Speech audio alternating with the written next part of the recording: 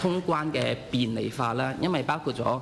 司長都會提到未來入邊喺橫琴嗰方面都引入啲新嘅設備，去能夠可以優化啦。咁未來譬如針對青馬口岸會唔會引入一個就拆面嘅嗰種咁樣嘅技術，咁令到通關能夠進一步去便利啦。隨住澳門同合作區之間嗰個嘅深度交流，未來入邊譬如而家嘅申請嘅嗰啲手續呢，其實而家仍然需要透過內地同澳門呢兩次去進行有一個行政手續嘅，將來能唔能夠透過一戶通呢去進行有一啲續期嘅手續減輕呢續期嘅呢啲嘅便利性呢，其實都係一種優化通關嘅政策。咁所以都希望呢司長喺呢方面呢去諗一諗下點樣優化。施政報告入邊都講到咧，嚟緊有好多一啲自助通關嘅通道啊，都會更新優化或者刷臉啊，或者即係前期啊，我哋一啲電子身份證啊，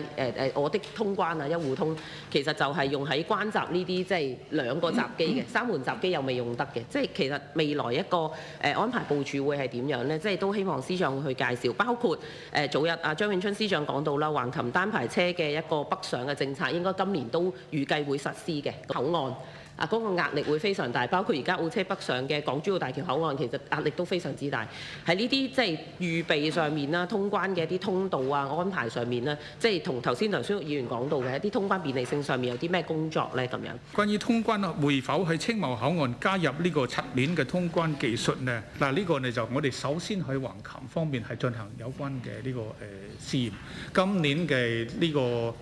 首先我哋係對現有嘅自助通道進行全面升級，呢個升級呢估計10月份就可以投入運作。咁我哋7月份、8月份會進行有關嘅測試，咁跟住呢10月份呢就一定係可以投入運作啊。咁到時候呢就係你用指模又好，用證件又好，用側鏈又好都可以。咁你話青茂口岸可唔可以做呢？咁我哋如果係橫琴如果成功之後呢，亦都可以推去呢個青茂，因為青茂都係合作實驗一次放下。佢嘅原理係一樣嘅，所以將來係透過呢個成功之後，我哋都可以同內地一齊去探討同研究嘅。而家呢就橫琴口岸屬於第3大口岸，咁而家目前嚟講呢，就係我哋不斷去優化。咁另外一個呢，就係我哋亦都係透過其他嘅呢個